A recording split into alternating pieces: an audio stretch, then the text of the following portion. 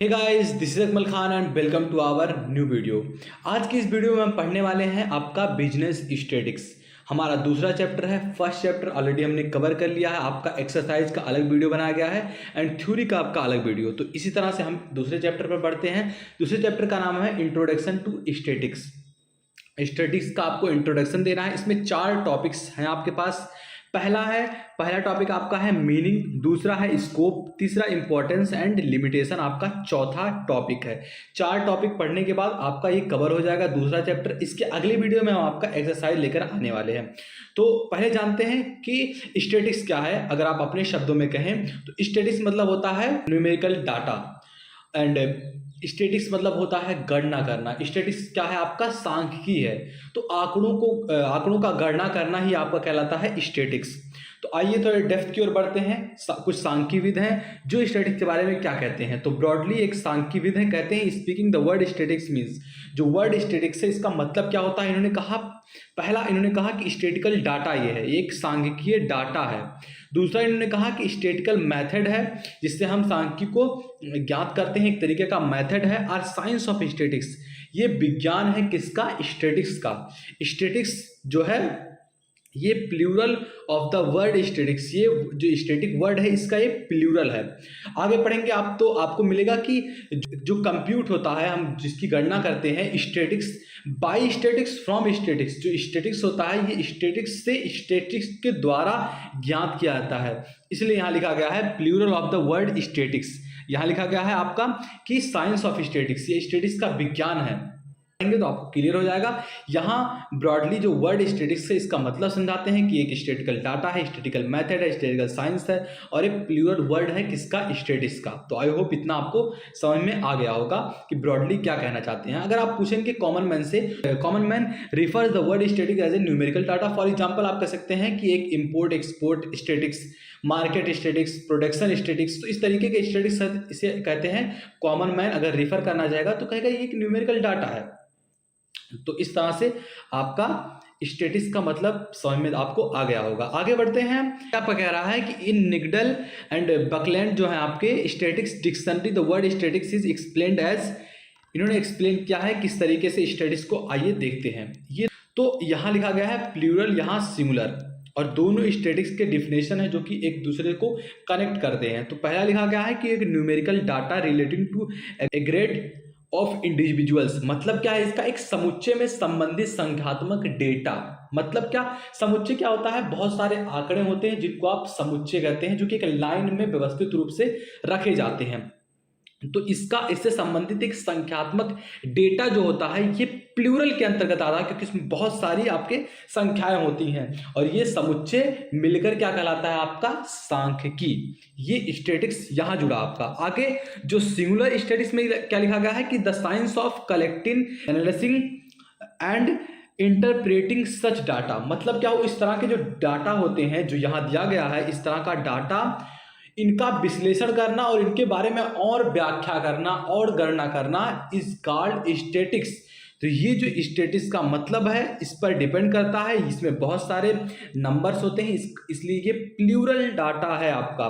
और ये सिंगुलर हुआ क्योंकि इससे ये रिकनेक्टेड है और इसमें बस साइंस की बात की गई। तो इस तरीके से आपका डिफिनेशन ऑफ स्टैटिक्स था। आई होप आपको समझ में आ रहा होगा। अगर समझ में नहीं आ रहा हो तो वीडियो को पॉज कर दीजिए, थोड़ा समझने का प्रयास कीजिए, फिर बैक करके वीडियो को फिर से देखिए। लेकिन ये अगर आपको स्टैटिक्स का मतलब नहीं समझ में आया तो आगे चलकर आपको बहुत प्रॉब्लम होने वाली है, क्योंकि आगे मैं ये डाटा के बारे में बता रहा हूँ लेकिन आगे आपको पूरा डाटा के बारे में पढ़ना है। Basically commerce is the subject of data. आप डाटा से अगर भागेंगे तो कॉमर्स में आपका कुछ नहीं होने वाला है, बीकॉम में आपका कुछ नहीं होने वाला है, एमबीए करेंगे आगे आप जो भी करना चाहेंगे, इसमें आपको डाटा को समझना बहुत जरूरी होगा। तो आगे बढ़ते हैं। इन 3 मीनिंग ऑफ वर्ड स्टैटिक्स, 3 मतलब स्टैटिक्स एंड आर कंटेंट किए गए हैं। कंटेंट मतलब होता है निहित, शामिल। अगर आप हिंदी का मतलब नहीं समझते हैं, इंग्लिश का मतलब हिंदी में, तो आप चीज़ों को नहीं समझ पाएंगे बेहतर तरीके से। तो in a statement due to Ted कहा गया है, क्या कहा गया है? 3 मीनिंग्स के द्वारा आपको समझाने का प्रयास किया गया है कि यहाँ 3 मतलब कैसे स्टैटिक्स के हो सकते हैं। देखिए लिखा गया यू कंप्यूट। कंप्यूट मतलब क्या होता है? कि गणना करना, कंप्यूट मतलब गणना करना। तो यू कंप्यूट, आप गणना करते हैं स्टैटिक्स का। देखिए तीन मतलब आपको यहाँ स्टैटिक्स, यहाँ स्टैटिक्स, यहाँ स्टैटिक्स, तीनों का मतलब से आप स्टैटिक्स को समझने वाले हैं। तो देखिए यहाँ ध्यान से इसको समझिएगा कि यू कंप्यूट, आप गणना करते हैं स्टैटिक्स का बाय स्टैटिक्स, स्टैटिक्स के द्वारा, और फ्रॉम स्टैटिक्स, स्टैटिक्स से, मतलब कि आप स्टैटिक्स का गणना करते हैं तो आप स्टैटिक्स से करेंगे और स्टैटिक्स के द्वारा करेंगे। तो स्टैटिक्स को आपको समझना है तो स्टैटिक्स के द्वारा, स्टैटिक्स से आपको स्टैटिक्स को समझना पड़ेगा। आपको आई होप आप समझ में आ गया होगा। एक बार फिर से बता दे रहे हैं कि जो यू कंप्यूट, आप गणना करते हैं स्टैटिक्स का बाय स्टैटिक्स, स्टैटिक्स के द्वारा, फ्रॉम स्टैटिक्स, स्टैटिक्स से। अगर आपको स्टैटिक्स समझना है तो स्टैटिक्स के द्वारा समझिए और स्टैटिक्स से समझिए, मतलब आपको स्टैटिक्स आना चाहिए, फिर आप स्टैटिक्स से स्टैटिक्स को सीख सकते हैं, स्टैटिक्स को आप विकसित कर सकते हैं, स्टैटिक्स के बारे में एक्सप्लोरेशन कर सकते हैं। तो आई होप ये लाइन आपको अच्छे समझ में अब आ गया होगा। अब बेसिकली कहा जाए तो a function of sample values is called statics. आगे हम पढ़ने वाले हैं scope of statics. Scope of statics, statics के कितने दायरे हैं वो जानने वाले हैं। तो in initial days the scope of studies was limited, but now it is the scope of statics is so vast and ever expanding that it is difficult to define it. मतलब पुराने दिनों में जो स्कोप था statics का वो बहुत ही limited था, बट आज के दिनों में इतना ये वास्ट हो चुका है, इतना फैल चुका है ये कि इसे डिफाइन करना भी डिफिकल्ट है। और आगे लिखा गया है कि statics is a tool of all science indispensable to research and intelligence judgement and has become a recognised discipline in own right. मतलब कि ये साइंस का आज के दिनों में खुद का ये बहुत बड़ा औजार बन चुका है स्टैटिक्स। कोई भी चीज़ हो, आपका प्रेडिक्टेबल हो गया और भी जितने भी सारी चीज़ें हो गई, इसमें स्टैटिक्स जरूरी होता है। तो साइंस के लिए एक तरीके का औजार बन चुका है स्टैटिक्स। तो पहले के दिनों में बहुत ही लिमिटेड था, बट जैसे जैसे विज्ञान बढ़ता गया, जैसे जैसे लोगों में जिज्ञासाएं बढ़ती गई, जैसे जैसे आविष्कार बढ़ते गए, वैसे वैसे ही आपका स्टैटिक्स भी विस्तार होने लगा। इसमें कहा गया है moreover the scope applied statistics is increasing day by day, बढ़ रहा है दिन ब दिन। However the scope of statistics में be discussed in under 3 heading. मतलब कि जो आपका स्टैटिक्स है ये बहुत ही वास्ट, बहुत ही फैला हुआ है, लेकिन इसे 3 मेन हेडिंग में हम डिफाइन कर सकते हैं। पहला है डिवीजन ऑफ स्टैटिक्स, दूसरा है इंपॉर्टेंस ऑफ स्टैटिक्स, तीसरा आपका application of statics in various discipline. Division of statics, importance of statics जो आपका था, ये आपका तीसरा हेडिंग था इस चैप्टर का। तो इस हेडिंग में हम 2 हेडिंग पढ़ने वाले हैं। तो चलिए आगे बढ़ते हैं हम डिवीजन ऑफ स्टैटिक्स पे। आपका है स्कोप ऑफ स्टैटिक्स। तो पहला है थ्योरेटिकल स्टैटिक्स, और दूसरा है आपका स्टैटिकल मेथड, और तीसरा है आपका अप्लाइड स्टैटिक्स। तो ये अगर आप समझ गए तो समझ लीजिए आप स्कोप ऑफ स्टैटिक्स पूर्ण रूप से समझ जाएंगे। आइए बढ़ते हैं कि क्या है आपका, पहले जान लेते हैं थ्योरेटिकल स्टैटिक्स क्या है। तो आपका थ्योरेटिकल स्टैटिक्स क्या है? Mathematical theory which is basis on the science of the statics is called theoretical statics. मतलब क्या हुआ इसका कि जो गणितीय सिद्धांत है जो सांख्यिकी के विज्ञान पर आधारित है, सैद्धांतिक सांख्यिकी कहलाता है। थ्योरेटिकल मतलब क्या होता है आपका सैद्धांतिक, और साइंस स्टैटिक्स मतलब आपका सांख्यिकी। तो जो थ्योरेटिकल स्टैटिक्स होता है ये क्या होता है? गणितीय सिद्धांत है एक प्रकार का ये, जो कि सांख्यिकी के विज्ञान में आधारित है, सांख्यिकी के विज्ञान पर आधारित है। इसे ही सैद्धांतिक सांख्यिकी कहते हैं। इसमें प्रोबेबिलिटीज बहुत सारी आती हैं, क्योंकि ये किस पर आधारित है? विज्ञान पर। और विज्ञान में बहुत सारे अपवाद होते हैं, बहुत सारी चीजें गलत होती हैं, फिर उसको सही करते हैं। अगर आप इसमें तालिका बनाकर या आप इसमें स्टैटिक्स बनाकर भी करते हैं तो प्रोबेबिलिटीज होती है, इसलिए ये प्रोबेबिलिटी इसके अंतर्गत आता है। दूसरा है आपका स्टैटिकल मेथड।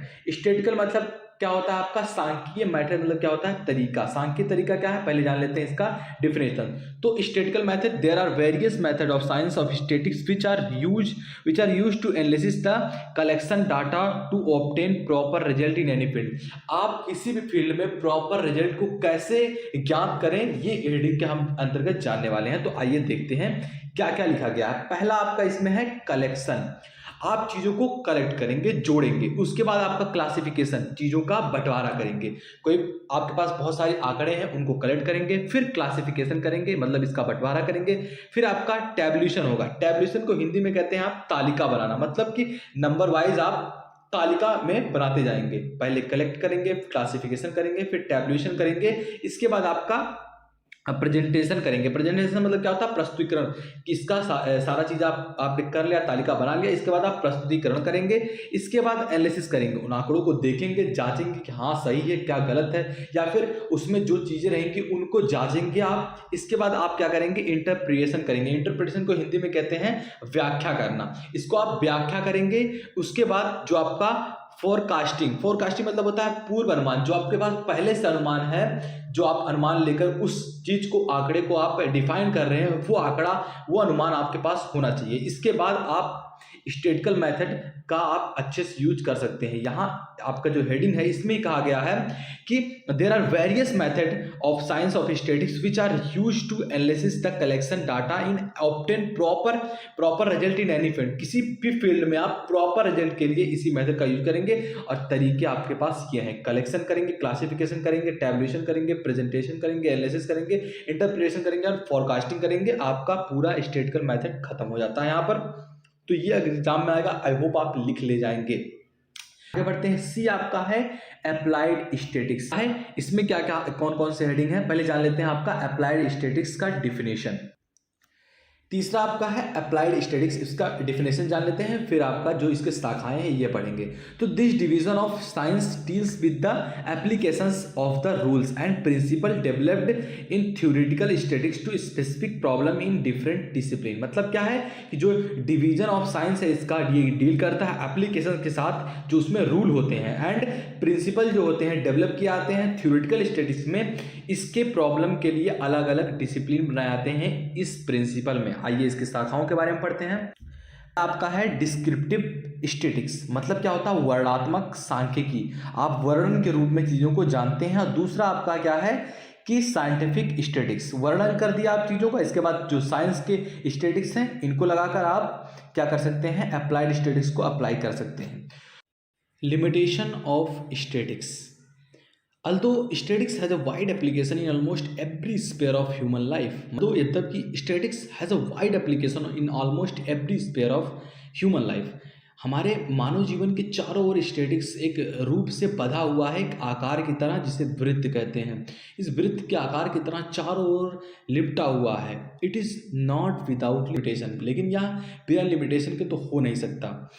विच स्टैटिस्टिक्स, जो संबंधी सीमाएं हैं इसकी स्कोप एंड यूनिटी। स्कोप जो है आपका दायरा, एंड यूनिटी दोनों मिलकर इनकी सीमाओं को दर्शाते हैं। ये दोनों इसकी सीमाएं हैं। अगर स्कोप और यूनिटी से आप बाहर जाएंगे तो स्टैटिस्टिक्स वहीं खत्म हो जाता है। अकॉर्डिंग टू न्यू सोल में कहते हैं कि statistics must be regarded as an instrument of research of great value but having a several limitation which are not possible to overcome and such they need our careful attention. मतलब क्या है? Statistics को अनुसंधान का एक उपकरण और महान मूल्यों के रूप में माना जाना चाहिए, लेकिन इसकी कई सीमाएं जिन्हें दूर करना संभव नहीं है। इसलिए इस तरह से हमें अपने सावधानीपूर्वक ध्यान देने की इसे आवश्यकता है। तो इस तरह से आपका चैप्टर 2 थ्योरी खत्म होता है। हमने पूरा पढ़ लिया। अगली वीडियो में हम आपका पढ़ाने वाले हैं एक्सरसाइज। तो चैनल को सब्सक्राइब नहीं किया तो प्लीज चैनल को सब्सक्राइब कर लो। मिलते हैं आपसे अगली वीडियो में। तब तक के लिए जय हिंद, जय भारत, वंदे मातरम।